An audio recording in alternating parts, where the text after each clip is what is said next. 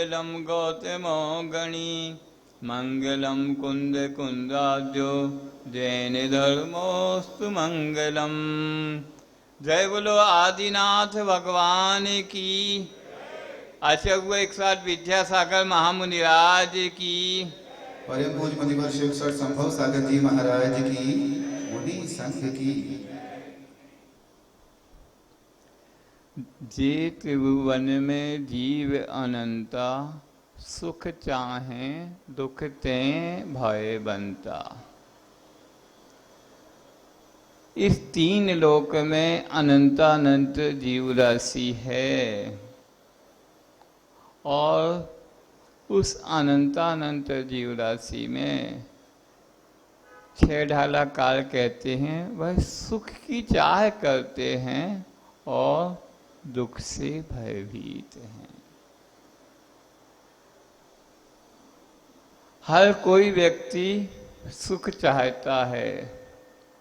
तो आगे और कहते हैं, ताते दुख हारी सुख कार, कहें सीख गुरु करुणाधार। करुणा के धारी गुरु महाराज दुख हारी सुख को करने वाले कैसे हैं गुरु महाराज? आपके दुखों का हरण करने वाले हैं, दुख से आपको दूर करने वाले हैं और सुख को करने वाले हैं। ऐसे गुरु महाराज आपको शिक्षा देते हैं, उपदेश देते हैं। हर व्यक्ति दुख से पीड़ित है और यह काल जो चल रहा है वह तो दुख की पीड़ा और बढ़ाने वाला काल है। कोरोना महामारी का यह काल है।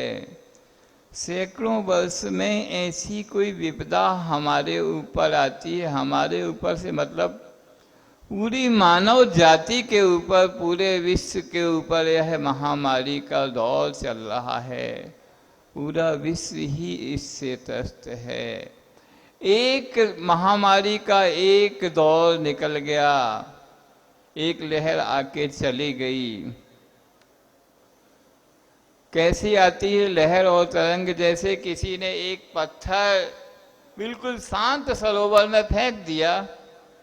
सरोवर अभी तक बिल्कुल शांत था, उसका जल प्रशांत रूप से बिल्कुल विद्यमान था, और किसी ने एक पत्थर फेंका तो लहर उसके जिस पत्थर बीच में फेंका है तो लहर जब तक उस सरोवर के चारों ओर व्याप्त नहीं हो और व्याप्त होकर अंतिम सरोवर के तट पर नहीं जाती है, तब तक वह तरंगायित होती रहती है। ऐसे ही यह महामारी का केंद्र कुछ भी हो, उसने पूरे विश्व को तरंगायित किया, पूरा विश्व उससे पीड़ित हुआ। एक लहर शांत होती है और पुनः दूसरी लहर शुरू हो गई। उसने और ना जाने कितने लोगों को काल कवलित किया।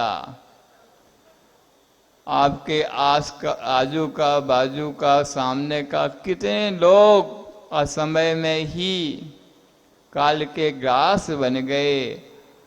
कितनों ने अपने आप को, अपने करीबी लोगों को खोया। किसी के सालों साल व्यवसाय प्रतिष्ठान बंद रहे तो आर्थिक रूप से लोग कमजोर हुए। तो यह दुख का एक दौर ही है। और उस दौर में कहते हैं, दुख में सुमरन सब करें, सुख में करे ना कोई। तो दुख में सबसे ज्यादा किसकी याद करते हैं? भगवान की याद करते हैं। सबसे ज्यादा सहारा किसका होता है? भगवान का सहारा होता है, भगवत द्वार का सहारा होता है। लोग मंदिर में माथा टेकते हैं और कि हमें कुछ सुख शांति मिले। पर इस दौर में एक ऐसा दौर था जो सबके लिए सहारा का स्थान था। ऐसे मंदिरों देवताओं के कपाट भी बंद हो गए, वह भी भगवान भी दरवाजे के अंदर ही बंद हो गए। मतलब हमारे लिए जो ऊर्जा प्रदान करने वाले थे, उनके द्वार भी हमारे लिए, हमारे कष्टों के जो हरने वाले थे उनके द्वार भी हमारे लिए बंद हो गए। कैसा दौर है, कैसे हमने इस प्रकार के जघन्य कृत्य हमारे द्वारा पूर्व में हुए होंगे कि उसका फल हमें इस प्रकार भोगना पड़ रहा है। हमें इस बात का, क्योंकि व्यक्ति को अपने जीवन में घटने वाली हर समस्या की, हर घटना की समीक्षा करना चाहिए कि यह घटना घटित हो रही है तो उसका कारण क्या है और उससे हम कैसे बच सकते हैं, कैसे हम उससे निजात पा सकते हैं, आगे हम ऐसा कौन सा कार्य करें कि इन घटनाओं की पुनरावृत्ति नहीं हो। तो इन सब पर विचार करने के लिए ही कहें सीख गुरु कर्णाधार, कर्णा के धारी गुरु महाराज आपको शिक्षा देते हैं कि पूर्व में हमने ऐसे कुछ कार्य किए होंगे, उसका फल हमें वर्तमान में मिल रहा है, पर हमें वर्तमान में ऐसे कार्य नहीं करने हैं, दुष्कार्य नहीं करने हैं कि आगामी काल में पुनः उनका फल विपाक पाप रूप में, इतने कष्ट रूप में मिले। आगे हमें अच्छे सुकार्य करना है, अच्छे कार्य करना है, पुण्य कार्य करना है, जिससे उसका फल हमें अच्छा मिले। तो कहते हैं आप लोगों का कोई, चूंकि यहाँ युवा वर्ग भी आया है बहुत सा, और युवा और वायु, युवा का ही विपरीत वायु होता है, तो युवाओं में वह संचार होता है जैसे वायु। आयुर्वेद का एक श्लोक है, वह मैं वायु के लिए बता रहा हूँ, वायु में कितनी शक्ति है। आयुर्वेद में वात, पित्त और कफ, तीन ही विशेषताएं होती हैं, तीन ही आपके शरीर में तीन चीजें हैं, वात, पित्त और कफ।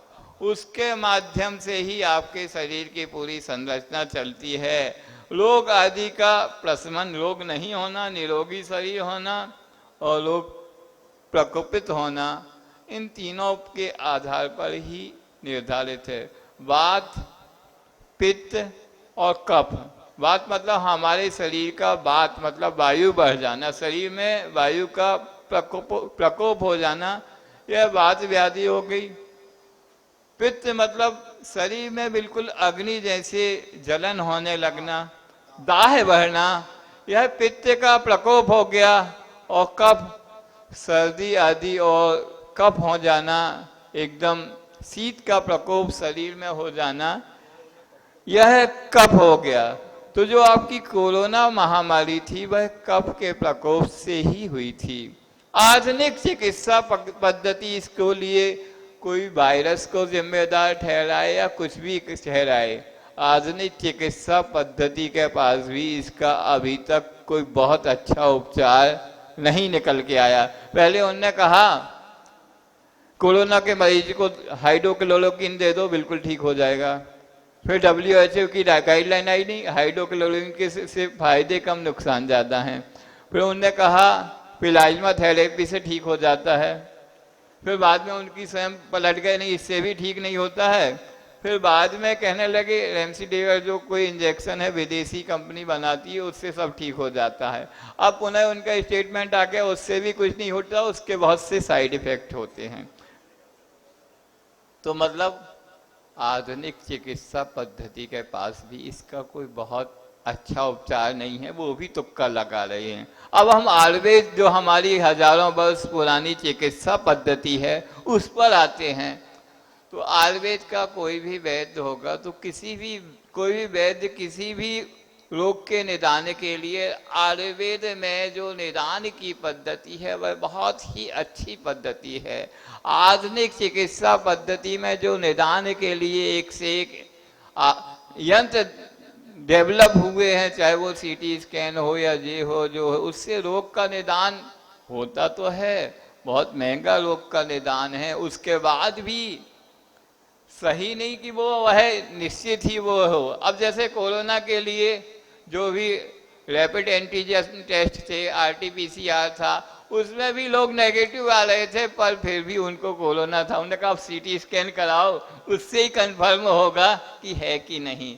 तो कहने का अर्थ ये है, आयुर्वेद में सिर्फ नाड़ी परीक्षण है, नाड़ी परीक्षण मात्र से, नाड़ी के परीक्षण मात्र से वैद्यक चिकित्सक लोग आपके रोग का निदान कर लेते थे कि यह वातजन्य रोग है या पित्तजन्य रोग है या कफजन्य रोग है, और वह निदान करने के बाद उसका उपचार भी उन औषधियों के माध्यम से कर देते थे। तो ऐसे हजारों वर्ष प्राचीन हमारी इस चिकित्सा पद्धति है, आजमाई हुई है, अनुभवी है।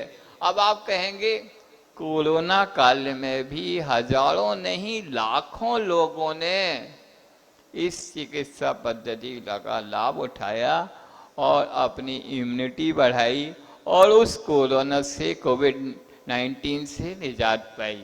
तो इस प्रकार यह चिकित्सा पद्धति अभी आप देख रहे हैं, वर्तमान युग के श्रेष्ठ आचार्य भगवान का विहार हो रहा है सतत। किसके लिए इतने विषम परिस्थितियों में वह विहार करके जा रहे? तो क्यों? सिर्फ आप लोगों के लिए। क्यों? उनका गंतव्य जबलपुर में जो पूर्णायु चिकित्सा आयुर्वेद महाविद्यालय खुल रहा है, उसके लिए ही वह जा रहे हैं, जिससे आयुर्वेद का इतना विकास हो कि वह आधुनिक चिकित्सा पद्धति के समतुल्य लोगों का इलाज और उपचार कर पाए। वह पूरे देश में, पूरे विश्व में इस प्रकार आयुर्वेद छा जाए कि लोगों का जो अभी उतना उनके पास तक वह पहुंची नहीं है, हर व्यक्ति के पास पहुंच पाए। पूर्णायु ने इस कोरोना काल में लाखों लोगों को काढ़ा, समसिमनी वटी आदि के माध्यम से निरोग बनाया। तो आचार्य श्री के आशीर्वाद से वह पूर्णायु संस्थान और वृद्धिंगत होगा।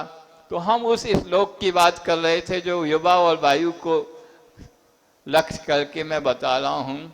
तो आयुर्वेद में वह श्लोक है, पित्तः पंगु कफः पंगु पंगवः मलधातवः वायु नाम यत्र नीयन्ते तत्र वर्षन्ति मेघवत्। युवा लोग अच्छे से सुन रहे, बाकी सब तो सुन ही रहे हैं। इस श्लोक का सार है, पित्त पंगु है, पित्त शरीर में कुछ नहीं कर सकता। बात पित्त का किन बताए हमने? कफा पंगु, कफ भी पंगु है, मतलब पंगु मतलब लाचार है। पंगु मतलब जो जिसके हाथ पैर ठीक नहीं होते उसको पंगु कहते हैं, लंगड़ा लूला, उसको पंगु कहते हैं संस्कृत में। तो पित्त भी पंगु है, लाचार है। कफा पंगु, पंगवः मल धातुवा, शरीर के जितने भी मल हैं, जो भी छिद्र हैं, उनसे मल निष्कासित होता है। आंखों से कीचड़ निष्कासित होता है, नासिका से भी खेल सिंघार निष्कासित होता है, मुख से थूक निष्कासित होता है, और लघु शंका, दीर्घ शंका आदि भी जितने भी छिद्र हैं, नवमल द्वार सबे निशिवासर, दिन रात हमारे 9 मल के द्वार सबित होते रहते, बहते रहते हैं। तो हमारे मल भी पंगु हैं। और जो 7 धातुआं हैं, रक्त, रस, रुधिर, मांस, मेद, मज्जा, अस्थि और वीर तक जो 7 धातुआं हैं, वह भी पंगु लाचार हैं। तो सबसे बलशाली कौन है अपने शरीर में?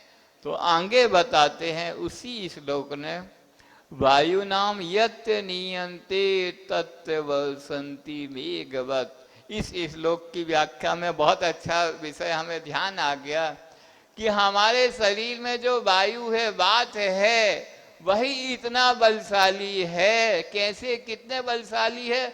जैसे अभी सभी मौसम विभाग ने, सभी ज्योतिषियों ने भविष्यवाणी की थी कि इस बार मानसून बहुत अच्छा है। कही थी ना, कितने जून से आना था? 15 जून को आ जाना था ना। इस पूरे मध्य प्रदेश में, पूरे देश में मानसून आ जाना था। सब और पानी पानी, वर्षा वर्षा हो जानी थी। इंद्र देवता की प्रसन्न, तो आप लोगों के पास बरसनी चाहिए थी। पर 15 जून से पुनः 15 जुलाई आ गया, पानी कहीं दिख ही नहीं रहा है। तो क्यों नहीं दिख रहा है? तो तो उसी श्लोक में बताया है वायु नाम यत् नीयन्ते तत्र वर्षन्ति मेघवत्। तो हमारे जो मेघ हैं, जो जल से भरे हुए बादल हैं, वह भी वायु के द्वारा ही लाए जाते हैं। हवा के प्रवाह से ही वह यहाँ तक आएंगे। यदि वायु का, हवा पवन का प्रवाह पश्चिम से इस ओर, पहले आप लोगों ने पूर्व में कक्षाओं में पढ़ा होगा, प्राइमरी आदि में, जब मौसम के, जब आप एक अध्याय पढ़ते होंगे तो उसमें आता था पछुआ हवाएं पानी लाती हैं। पछुआ हवाएं मतलब पश्चिमी हवाएं ही पानी लाती हैं। यदि पश्चिम से हवाएं चलेंगी तो वह पानीदार बादल लाएंगी और वह पानीदार बादल ही हमें यहाँ वर्षा करेंगी। तो एक तो हमें मतलब वायु का कितना महत्व है, बाहर भी, शरीर के बाहर भी कितना महत्व है कि वायु से ही पानी गिरेगा, वह ही बादलों पानीदार बादल लाएगी और उससे पानी गिरेगा और पानी बरसेगा तो फसलें लहलहाएंगी और फसल लहलहाएंगी तो हमारा पूरा का पूरा जीवन चक्र सुचारू रूप से अर्थव्यवस्था चलेगी। हमारा शरीर भी अन्न का कीड़ा है, अन्न ही प्राण है। 10 प्राण के बाद तो अन्न आएगा, अन्न से शरीर चलेगा, अन्न से धन भी होगा। सभी चीजें मानव संबंधी जितनी भी चक्र है, अर्थव्यवस्था है, वह अन्न पर ही आधारित है और अन्न जल पर आधारित है। जल बरसेगा युवाओं किससे? वायु से। तो युवाओं के पास वायु जैसा जोश रहता है, वह कुछ भी कर सकते हैं। अब शरीर के लिए तो शरीर में जो वात पित्त और कफ है, तो वह भी बात जो प्रधान है उसके माध्यम से ही नियंत्रित होता है। अभी बताया पित्त और कफ तो पंगु है, लाचार है। वायु नाम यत् नियंते, वायु इनको जहां ले जाती है, चाहे वो हमारी 7 धातुआं हैं, रस रुधिर आदि, या मल हो या फिर पित्त और कफ हो, वायु ही इसको परिणमन कराने में मूल आधार है। परम पूज्य मुनि श्री संभव सागर जी महाराज सत्संग का पावन वर्षा योग 2021 जवाहर चौक मंदिर भोपाल मध्य प्रदेश में कलश स्थापना 25 जुलाई। जल्द से जल्द दिए गए नंबरों पर अपना कलश बुक कराएं।